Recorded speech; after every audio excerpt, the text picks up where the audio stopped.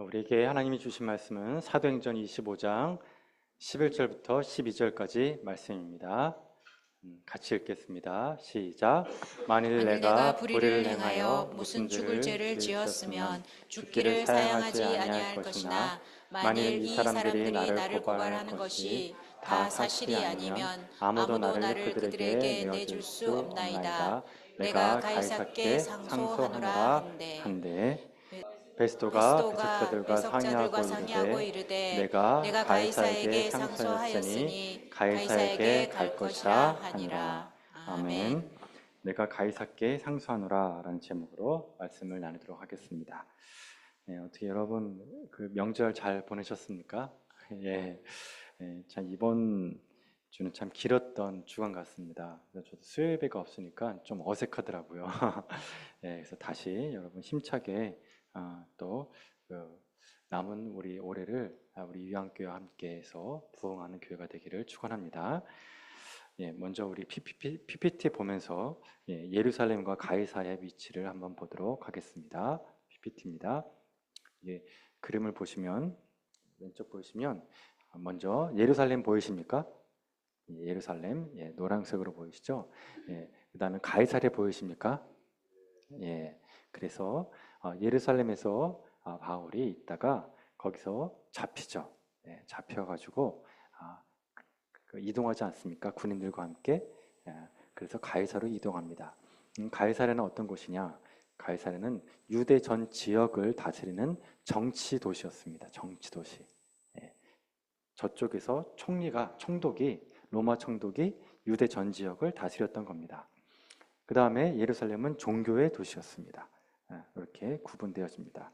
그래서 바울이 예루살렘에서 가이사랴로 갔습니다. 자, 그런데 그 가이사랴에 있는 헤롯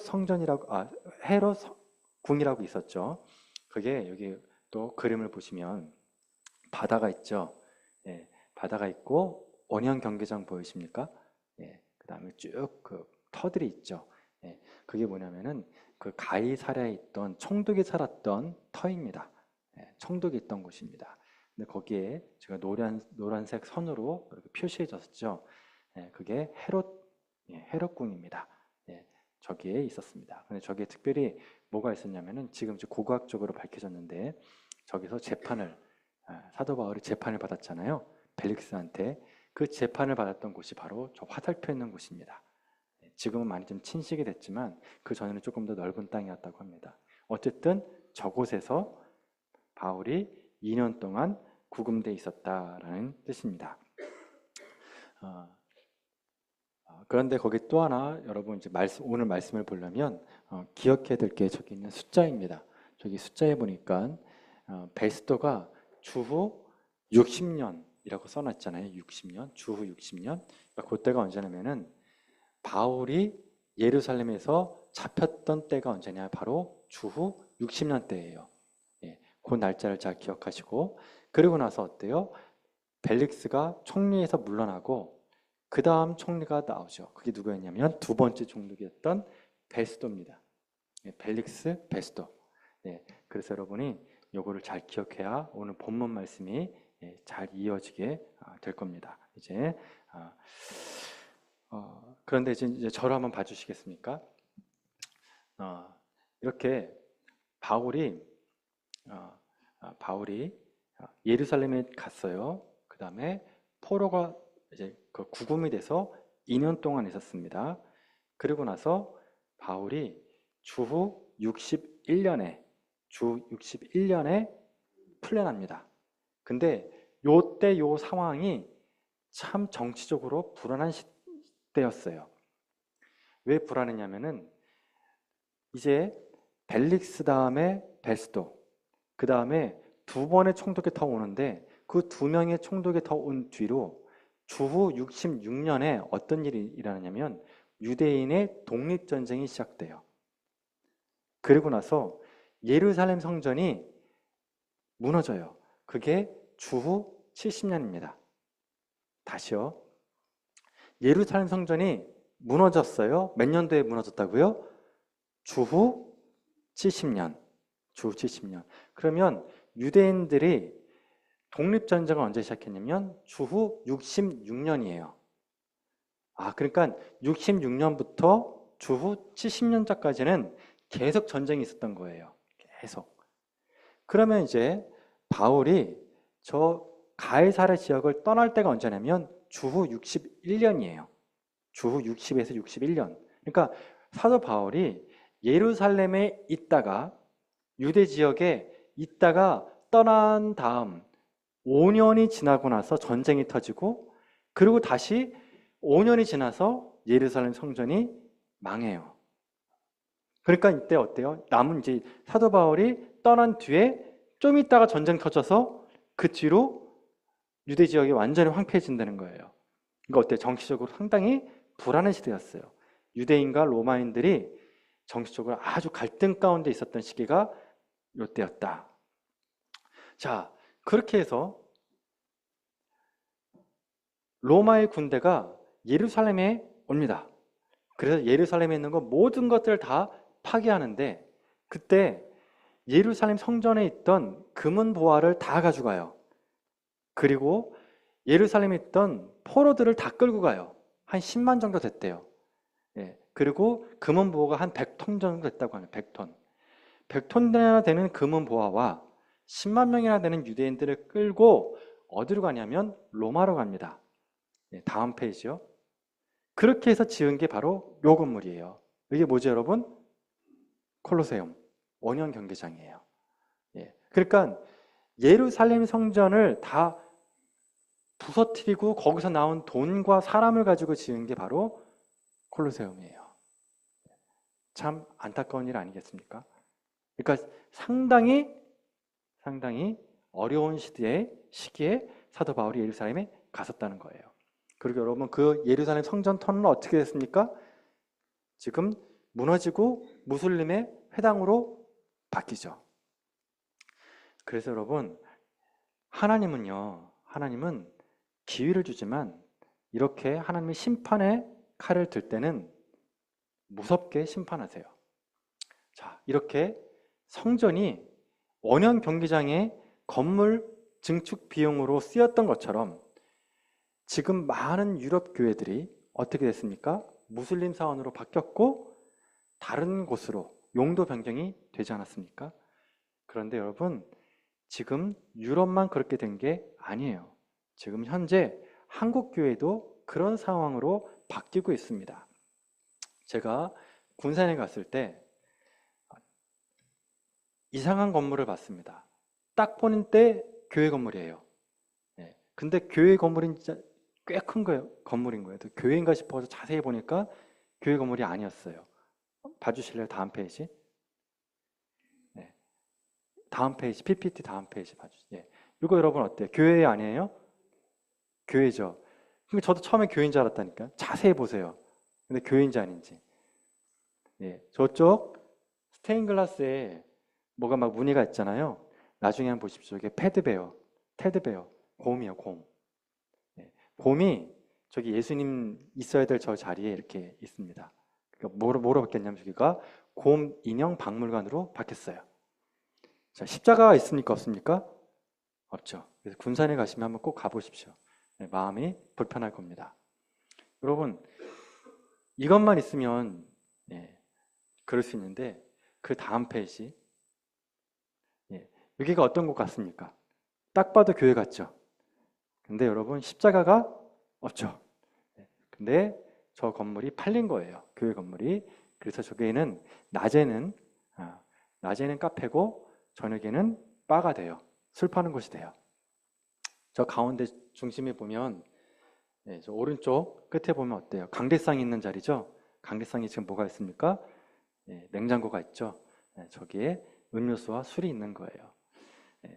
뭐 그럴 수 있다고 칩시다. 그런데 제가 최근에 본 가장 충격적인 장소가 있습니다. 그게 세 번째 사진입니다. 한번 보시겠습니다. 여러분 어때요?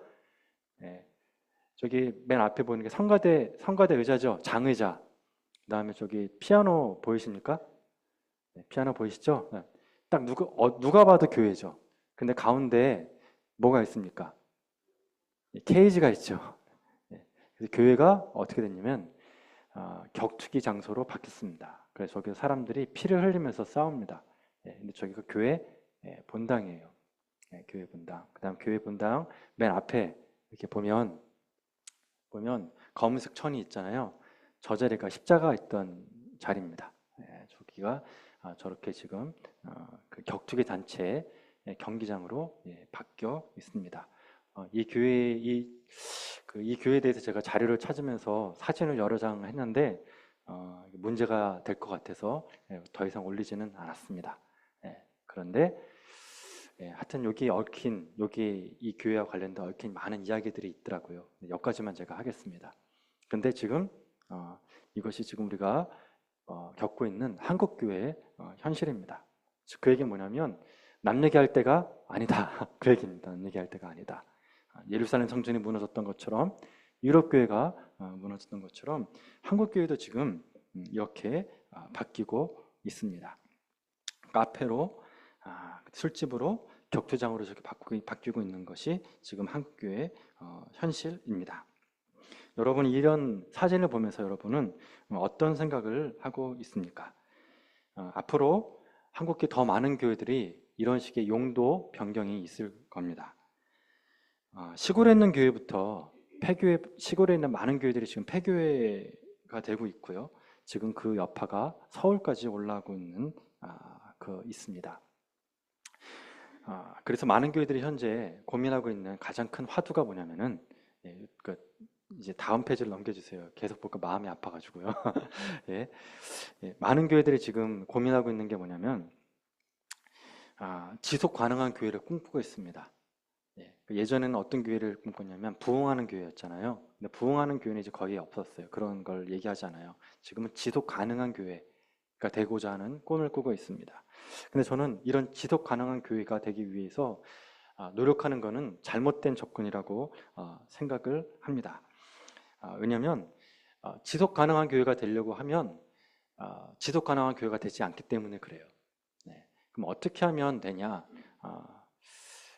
성령님이 인도하시는 교회가 되어야 합니다. 믿으십니까? 그 과거 삼성의 이건희 회장이 했던 말이 있죠. 마누라 빼고 다 바꿔라. 그쵸? 그 다음에 핸드폰 사용식도 하고 그랬었잖아요. 지금 한국 교회가 전환되려면 딱 그렇게 해야 됩니다. 한국 교회는 지금 본질 빼고 싹 다 바꿔야 돼요. 과거를 털어버리고 다시 리셋하지 않으면 지속 가능한 교회가 불가능해집니다. 다 바꿔야 돼요. 그러면 다 바꿔라는 게 무슨 뜻일까요? 제가 딱 짧게 두 가지만 포인트만 말씀드리면 첫 번째, 한 가지 빼놓고 다 바꿔야 되는데 아까 했던 거 마누라 빼고 다 바꾸라 그랬잖아요. 그러면 우리 기독교인에게 마누라는 누구겠습니까? 우리에게 본질은 삼일체 하나님이에요. 그렇죠? 그러니까 삼일체 하나님이 교회의 주인 되는 것 빼고는 싹 다 바꿔야 돼요. 백지에서 시작해야 된다는 마음으로 해야만 가능합니다. 그래서 어떻게 하면 우리의 고민은 딱 한 가지밖에 없어야 돼요. 어떻게 하면 성령님께서 우리 교회를 인도하실까? 요 고민만 해야 돼요. 그래서 과거를 다 잊어야 돼요. 내 경험, 과거에 있었던 그 찬란했던 내 과거의 이야기는 싹 다 빼야 됩니다. 내 생각과 내 경험 다 빼야 돼요. 다 없애놓고 다 모든 논리를 다 내려놓고 성령님이 인도하시는 거에 대한 초점을 맞춰야 돼요. 두 번째입니다. 두 번째는 뭐가 돼야 되냐면 새 가족과 새로운 세대가 뿌리내릴 수 있는 분위기로 바꿔야 돼요. 다시요. 삼일체 하나님이 주인 되는 교회, 나머지는 다 바꿔야 돼요. 그럼 어떤 식으로 바꿔야 되느냐?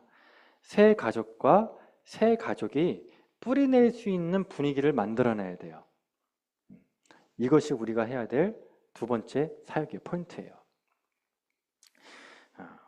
그리고 요거에 대한 더 구체적인 내용은 제가 나중에 시간이 되면 더 말씀을 드리도록 하겠습니다. 그러니까 제가 길게 말씀드리는 이유가 뭐냐면 전환점이 왔다라는 거예요.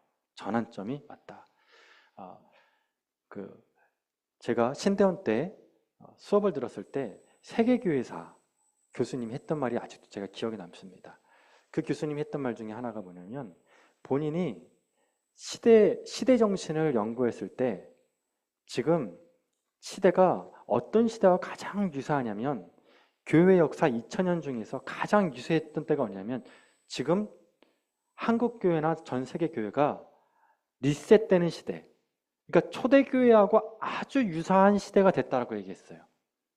예. 저는 그때 그 얘기가 무슨 말인지 몰랐어요. 하도 오래된 얘기여가지고. 근데 지금은 알겠어요. 지금 전 세계에 있는 교회와 특별히 한국 교회가 초대교회와 아주 유사한 형태로 지금 진행되고 있어요. 초대교회 특징이 뭐죠, 여러분? 전환된다는 거예요. 그렇죠? 완전히 모든 것이 리셋된단 말이에요. 그래서 여러분, 우리가 무슨 교단입니까? 리폼 처치죠. 개혁교회죠. 그래서 그 어느 때보다도 지금 시대가 전환되는 시대예요. 이 시대 전환 시대에 아까 제가 말씀드렸던 두 가지, 마누라 빼고 다 바꾸라는 그 정신처럼 삼위일체 하나님 외에는, 본질 외에는 싹 다 바꿔야 되는 그런 백지에서 시작하지 않으면 안 되는 시대가 되었어요. 새 가족과 그 다음에 새 가족과 그 다음에 새 세대가 뿌리내릴 수 있는 요거를 바꾸지 않으면 아까 제가 보여드렸던 강리쌍이 격투장이 되고 바가 되고 카페가 되는 그런 시대가 될 수도 있다는 겁니다. 그 다음 두 번째입니다. 저는 두 번째, 사도행전 지금 후반전에 오고 있지 않습니까? 사도행전 후반전에 이렇게 묵상을 하면서 이런 고민을 했습니다. 왜 하나님께서는 이렇게 시대 전환 때, 지금 예루살렘이 망하는 걸 하나님은 알고 계셨어요. 망할 거라는 걸 알고 계셨는데 왜 이렇게 망할 때, 안 될 때, 그때 왜 바울을 예루살렘으로 보내셨을까라는 질문을 제가 하게 됐어요. 계속 묵상하면서 연구하면서 계속 이것이 제 마음속을 괴롭히고 있던 거예요. 여러분도 알겠지만 여러분, 바울이 예루살렘에 며칠 있었습니까? 12일. 근데 12일 동안 전도를 했습니까? 못했단 말이에요. 언제 전도했습니까? 요새를 끌려갈 때 잠깐 말씀 전하잖아요. 그렇죠? 그때 빼놓고 말씀 못 전했단 말이에요. 그리고 나서 공회에 가가지고 재판받은 게 전부였다고요. 자, 그래서 저는 고민했던 거예요. 왜 하나님께서는 이렇게 실패할 걸 뻔히 알면서도 왜 바울을 예루살렘에 보내셨을까? 이게 고민했던 거예요. 자, 예수님이 돌아가시기 직전에 제자들과 함께 있었을 때 예수님이 예루살렘을 향해서 예언했던 말씀이 있죠. 그 예언했던 말씀이 어디 나오냐면 마태복음 24장 1절에서 2절로 합니다. 같이 한번 볼게요. 마태복음 24장 1절에서 2절 말씀입니다.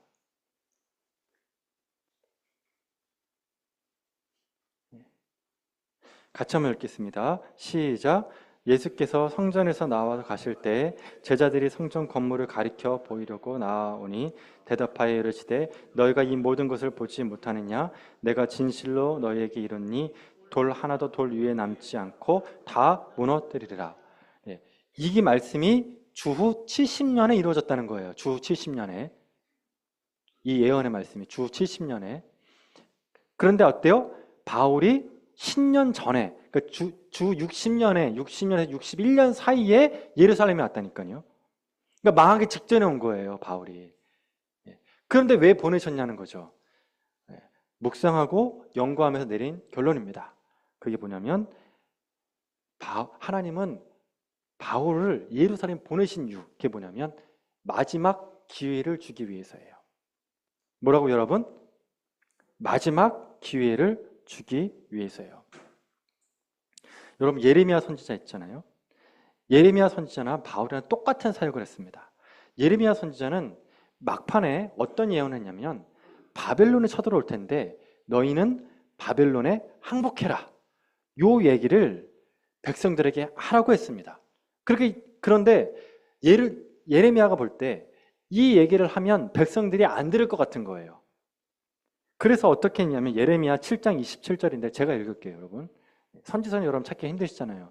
예레미야 7장 27절 뭐라고 하냐면 하나님도 그걸 아셨어요. 예레미야 네가 백성들에게 바벨론한테 항복하라는 말을 해도 그들은 안 들을 거야. 그거를 알고 얘기하신 거예요. 그게 예레미야 7장 27절이에요. 내가 그들에게 이 모든 말을 할지라도 그들이 너에게 순종하지 아니할 것이요 내가 그들을 불러도 그들이 내게 대답하지 아니하리니. 즉 그러니까 뭐냐면 하나님은 백성들이 회개하지 않을 것을 알고 있었어요. 예레미야 말을 듣지 않을 것을 알고 있었어요. 하지만 어떻게 했냐면 예레미야를 보낸 거예요. 왜? 기회를 주는 거예요. 나는 분명히 너한테 얘기했어. 너희가 절대 안 들을 걸 알지만 나는 분명히 너희들한테 얘기했어. 분명히 너희들은 망하게 될 거야. 심판을 당하게 될 거야. 하지만 난 예레미야를 통해 너희들한테 마지막 기회를 주는 거야. 어때요? 예레미야와 바울 똑같은 거예요. 지금 똑같은 상황이 벌어진 거예요. 그러니까 똑같이 안 될 걸 알지만 하나님이 보낸 거예요. 그게 에스겔 선지자하고 똑같은 논리가 나와요. 에스겔에 보면 이런 말씀이 납니다. 그들은 패역한 족속이라 그들이 듣든지 아니 듣든지 그들 가운데 선지자가 있음을 알지니라. 즉 뭐냐면 그들이 듣든지 아니 듣든지 너는 가서 뭘 하라고요? 하나님의 말씀을 전해라. 그래서 그들이 들어서 회개하면 감사한 것이지만 그들이 듣지 않더라도 너가 할 일은 선포하는 일이다. 자, 그러니까 여러분 주 70년에 예루살렘 성전이 완전히 회파될 것은 하나님이 알고 있었어요. 하지만 알고 있지만 하나님은 마지막 기회를 주시기 위해서 바울을 예루살렘에 보낸 거예요. 그리고 아까 말씀처럼 그들에게 선지자가 있음을 알게 하려고 바울을 보내신 겁니다. 그래서 여러분 하나님의 사랑이 뭐냐? 하나님의 사랑이 뭔지를 다른 말로 하면 뭐냐면 기회입니다. 하나님의 사랑은 다른 말로 하면 기회예요. 사랑은 기회를 주는 거예요. 우리 탕자의 비유 나오죠? 여러분 탕자의 비유? 탕자의 비유에서 아들이 나갔을 때 아버지는 어떻게 합니까? 아들을 기다리죠. 그리고 다시 받아들일 마음으로 기회를 주지 않습니까? 그게 사랑인 거예요.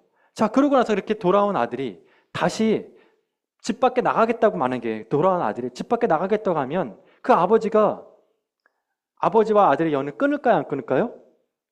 안 끊어요. 다시 기회를 줄 거예요. 자식이 아무리 속썩이고 아무리 삐딱하게 나가도 부모는 어때요? 자식한테 기회를 주잖아요. 끝까지 기회를 주잖아요. 그게 사랑이라고요. 그러니까 하나님은 어떤 분이냐? 하나님은 우리에게 기회를 주시는 분입니다. 이것을 믿으시기를 축원합니다.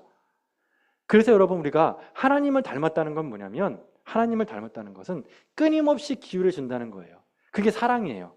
그래서 사랑하는 사람은 반드시 그 대상에게 기회를 줘요. 끊지 않아요. 근데 문제는 뭐냐면 이 기회에 끝이 있다는 거예요. 끝이. 그러니까 하나님은 끝까지 심판하는 그날까지 기회를 주세요. 심판하는 그날까지. 근데 하나님이 마지막 설정해 놓은 그 마지막이 있죠. 그때까지만 기회를 준다는 거예요. 한번 예를 들어볼게요. 어떤 분이 숨이 오락가락합니다. 이제 돌아가실 때가 된 거예요. 그때 옆에 있던 분이 그분한테 복음을 전하는 거예요. 자, 이분이 복음을 듣고 그래요. 내가 인생 잘못 살았죠. 주님 용서해 주십시오. 제가 죄인입니다. 그리고 회개했어요. 그럼 어떻게 해요? 그 사람은 천국 가는 거예요. 그렇죠? 자, 죽기 직전의 사람한테 누군가를 통해서 복음을 증거했다면 하나님은 그 사람한테 뭘 준 거예요? 기회를 준 거라니까요. 이게 사랑이라니까요. 그래서 하나님의 사랑은 끝까지 포기하지 않는 사랑이에요. 그런데 문제는 뭐냐면 이 사람이 끝까지 사랑하는 그 하나님의 그 기회가 죽기 직전까지 주셨던 그 기회를 받았음에도 불구하고 예수님을 안 믿어요. 영접하지 않았어요. 그럼 그 사람은 어디 갑니까? 지옥 가죠. 그렇죠? 그럼 지옥 갔어요. 이 사람의 정신이 번쩍 드는 거예요. 아이고, 나한테 복음 전했던 사람 말이 맞네. 예수님을 믿으면 천국 가고 안 믿으면 지옥 가는 거네. 되게 뜨겁네. 너무너무 괴롭다. 너무 괴롭다. 정신 차리자. 이제 내가 예수님 믿어야지. 그리고 여러분, 지옥 간 사람이 예수님 믿겠다고 나섰습니다. 어떻게 될까요? 그럼 이 사람이 지옥 간 사람이 예수님 믿으면 천국 갈까요? 못 간다니까요. 그게 문제예요. 그러니까 여러분, 기회는 기회는 예수님을 믿을 수 있고 회개할 수 있는 기회는 언제까지입니까? 죽기 전이라니까요. 근데 죽은 다음에는 믿을 수도 없고 회개할 수도 없어요. 그래서 여러분 지옥에 다른 말이 뭐냐면 소망이 없다는 거예요.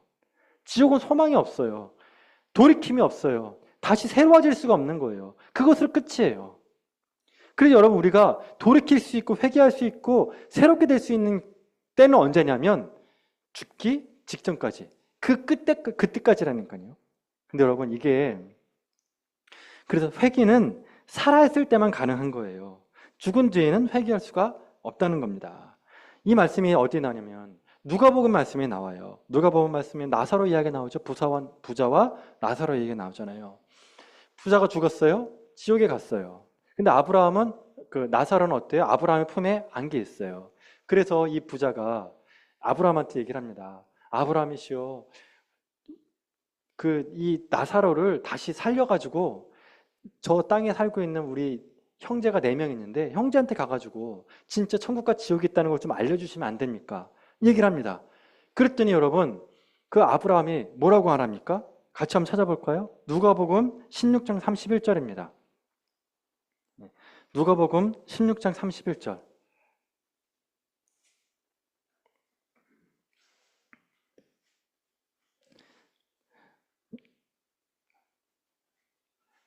네, 같이 읽겠습니다. 시작. 이르되 모세와 선지자들에게 들은지 아니하면 비록 죽은 자 가운데서 살아난 자가 있을지라도 건험을 받지 아니하리라 하셨다 하니라. 여러분 이 말씀은 지금도 유효합니다. 근사 체험을 했던 사람들이 천국과 지옥을 말해도 또 수없이 많은 목회자가 얘기를 해도 어때요? 듣지 않는 자는 듣지 않는 거예요. 그래서 여러분 하나님이 우리에게 사인을 주시면 그 사인을 잡아야 돼요. 여러분이 삶을 살다가 하나님은 반드시 사랑하는 사람에게는 사인을 주세요. 그러면 그때 정신 차려야 돼요. 돌이켜야 돼요. 그때가 회개할 때예요. 그때 회개하지 않으면 어떻게 돼요? 끝이 오는 거예요. 그때 돌이키려고 돌이킬 수가 없어요. 그러니까 회개할 수 있을 때 회개하라는 거예요. 돌이킬 수 있을 때 돌이켜야 돼요. 그렇지 않으면 그 기회가 넘어간다는 겁니다. 자, 바울이 이렇게 예레미야처럼 에스겔처럼 예루살렘에서 마지막 기회, 마지막 선지자로서의 역할을 하게 됩니다. 하지만 유대인들은 돌이킵니까? 돌이키지 않습니까? 돌이키지 않아요. 하지만 하나님은 그걸로도 족하다라고 했어요. 너의 할 일은 거기서 선지자가 너희 가운데 있었다는 것을 알게 하는 것으로 족하다. 그것으로 그의 사역이 끝납니다. 자, 그러면 이제 아까 했던 가이사랴 그 감옥이 있잖아요. 거기에 지금 2년 동안 있었죠. 그러면 바울은 그 2년 동안 거기에 있을 때 나올 수 있었을까요? 없었을까요? 감옥에서 나올 수 있었어요. 왜냐하면 아까 우리 지난주에 봤던 벨릭스는 뭘 좋아했던 사람이면 돈을 좋아했던 사람이에요. 그러니까 바울 입장에서는 뇌물을 주어주면 풀려날 수 있었어요. 그런데 바울은 돈을 주지 않아요. 뇌물을 주지 않았어요. 왜냐? 그것은 하나님의 방법이 아니기 때문에 그런 거예요. 여러분 우리가 살다 보면 이렇게 바울처럼 억울한 일을 당할 수 있어요. 문제가 생길 수 있어요. 그러면 그때 돈을 해결하고 싶을 때가 있어요. 그러지 말라는 얘기예요. 바울은 어떻게 했다고 여러분? 기다렸다는 거예요. 하나님의 때를 기다렸어요. 본인이 돈으로 해결할 수 있었지만 해결하지 않고 기다린 거예요. 그게 2년이에요. 그래서 여러분 믿음이 히브리어로 에무나인데 에무나의 다른 말로는 버티다예요. 버티다. 버티는 게 믿음이에요. 믿음으로 버티는 거예요. 뭐를요? 하나님의 때를 기다리는 거예요. 그게 2년 뒤에 왔어요. 돈 좋아했던 벨릭스가 퇴임하고 새로 총리 베스도가 온 거예요. 근데 이 베스도가 아주 정치적인 사람입니다. 얼마나 정치적인 사람이면 사도행전에 보니까 뭐라고 하냐면 그가 부임한 지 3일 만에 예루살렘에 올라갔다가 나와요. 그게 뭐냐면 만약에 이런 겁니다. 내가 배를 타고 로마에서 왔어요. 그래서 가이사랴에 도착했어요. 그리고 짐을 풀고 그 다음날 하루 쉬었어요. 그리고 그 다음날 예루살렘에 올라간 거예요. 그러니까 얼마나 이 사람이 유대 지도자들과 잘 지내기 위해서 노력했는지가 보이겠죠. 그게 성경에 나온 거예요. 3일 만에 올라갔다. 그렇게 3일 만에 올라가자 유대 지도자들이 이제 만나는 거예요. 베스도하고. 그러면 자, 이제 총리하고 총독하고 유대 지도자 처음 만나면 서로 잘 보여야겠죠. 그쵸? 근데 이때 유대 지도자들이 뭘 요구하냐면 바울을 재판받게 해주십시오. 예루살렘에서. 그걸 요구하는 거예요. 자, 그러면 베스도 입장에서는 그 얘기를 들어주는 게 좋습니까? 안 들어주는 게 좋습니까? 당연히 들어주는 게 좋죠. 왜냐면 첫 번째 부탁이니까 잘 보여야 되잖아요. 그런데 베스도가 일단 신중 모드로 갑니다. 일단은 우리 가이사랴에 가가지고 같이 재판을 한번 해봅시다. 그리고 예루살렘에서의 재판은 한번 내가 고려해 보겠습니다. 그리고 다시 이제 유대 지도자를 데리고 가이사랴로 갑니다. 그래서 오늘 본문에 나오는 두 번째 재판을 하는 거예요. 그렇게 두 번째 재판을 하는데 똑같은 일이 똑같이 반복돼요. 그들이 막 고소를 하는데 증거도 없고 증인도 없는 거예요. 증거도 없고 증인이 없자 이제 베스도가 딱 보니까 이거는 바울은 무죄구나. 2년 동안 억울하게 갇혀 있었구나를 알게 돼요. 그러면 어떻게 돼요? 풀어주면 그만이죠. 근데 베스도 역시 풀어주지 않아요. 풀어주지 않고 어떻게 하냐면 정치적인 계산기를 두드립니다. 내가 풀어주면 유대인들이 날 싫어하겠지? 안 되겠다. 그래서 나온 말이 뭐냐면 사도행전 25장 9절이에요. 같이 한번 읽어볼게요. 9절 같이 읽겠습니다. 시작. 베스도가 유대인의 마음을 얻고자 하여 바울더러 묻되 내가 예루살렘에 올라가서 이 사건에 대하여 내 앞에서 신문을 받으려느냐. 그쵸? 지금 잘 보이려고 그랬죠? 그리고 예루살렘에 올라가지 않겠느냐 물어봤죠? 그러면 왜 유대 지도자들은 굳이 재판을 예루살렘에서 받으려고 했을까요? 그 이유가 어디 나오냐면 3절에 나와요. 같이 한번 읽어볼게요. 25장 3절. 왜 자꾸 가이사랴에서 재판하지 않고 예루살렘으로 데려가려고 하는지 그 이유가 나와요. 같이 한번 읽어볼게요. 25장 3절 시작. 베스도의 호의로 바울을 예루살렘으로 옮기기를 청하니 이는 길에 매복하였다가 그를 죽여주고자 하며라. 그러니까 재판으로는 도저히 바울을 어떻게 할 방법이 없으니까 어떻게 하겠다? 올라갈 동안에 죽이겠다. 매복해서 죽이겠다. 요거를 짠 거예요. 바울이 눈치챈 거예요. 이거는 방법이 없구나. 근데 그때 딱 드는 마음. 오는 본 말씀. 뭐 하겠다? 내가 황제한테 재판을 받겠다. 내가 가이사랴에게 상소하겠다라고 얘기를 하는 겁니다. 여러분, 가이사에게 내가 상소하겠다는 이 말씀이 어떤 말씀과 연결되냐면 보겠습니다. 23장 11절 말씀 볼게요. 23장 11절 말씀.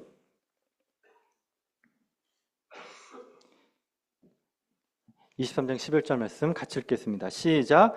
내가 예루살렘에서 나온 같이 읽겠습니다. 시작.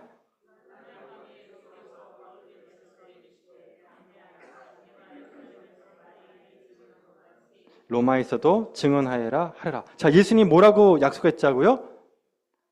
로마에서도 증언하여 하리라. 이걸 약속했잖아요. 그러니까 이거를 바울은 마음에 품고 있었던 거예요. 예수님이 나에게 로마로 가기를 원하시는구나. 나에게 약속하셨구나. 이 기회를 계속 보고 있었던 거예요. 내가 언제 로마 갈 수 있을까? 내가 언제 로마 갈 수 있을까? 하다가 벨릭스 때는 안 된다는 걸 알고 있었어요. 근데 아까 베스도가 뭐라 그랬죠? 너 예루살렘에 가가지고 재판할래? 장소에 대한 거 물어봤잖아요. 그 장소에 대해서. 그때 얘기한 거예요. 그러면 나는 내가 장소를 정할게요. 어디로요? 로마로. 가이사랴 황제한테 내가 가겠다. 기다렸다가 결정한 거예요. 말씀 마칠게요. 여러분, 성령님께 매인 삶이라는 게 성령님께 매인 삶이란 바로 이런 거예요. 뭐냐면 약속의 말씀을 붙잡고 사는 거예요. 근데 붙잡고 살면 바로바로 이루어지지 않잖아요. 늦어진단 말이에요. 그 약속의 말씀이. 그럼 기다리는 거예요. 계속 기다리고 있다가 때가 딱 왔어요. 바울처럼. 그러면 그때를 선택하는 거예요. 그러니까 뭐예요? 예수님의 약속. 그 다음에 두 번째 뭐라고요? 선택인 거예요. 약속과 선택. 이것이 성령님께 메인 삶인 거예요. 이것이. 그래서 저는 그렇게 생각해요, 여러분. 이 세상에서 불쌍한 사람이 뭐냐? 돈 없는 사람이라 생각하지 않아요. 돈은요, 있다가도 없고 없다가도 있는 게 돈이지 않습니까? 예. 그런데 여러분, 하나님께 내가 받은 약속이 없는 사람도 있어요. 주님으로부터 내가 받은 약속이 없는 사람이 있거든요. 저는 이 사람, 이런 분이 제일 불쌍해요.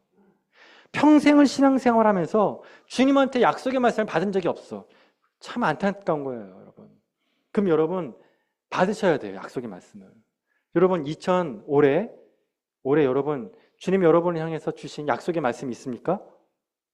있어요. 그러면 여러분, 그 말씀을 잡으셔야 돼요. 묵상해야 돼요. 바울처럼 어려운 일이 있었잖아요. 막 앞뒤가 꽉꽉 막히고 답답할 때 있잖아요. 그러면 그 약속의 말씀을 잡고 있는 거예요. 그 약속의 말씀을 잡고 있다 보면요, 희한하게 때가 와요. 때가 딱 오면 그 약속의 말씀을 선택하면 돼요. 딱 잡는 거예요, 바울처럼. 나 가이사에게 상소하리라. 그러면 어때요? 아다리가 딱 맞는 거예요. 그게 성령의 메인 삶이에요. 그래서 여러분, 올 한 해 살아가실 때 약속의 말씀이 있다면 잡으시고, 없으면 달라고 기도하십시오. 그리고 주님이 주시는 그 기회, 그때가 딱 오면 딱 잡는 저 여러분 되기를 축원합니다. 예, 기도하겠습니다.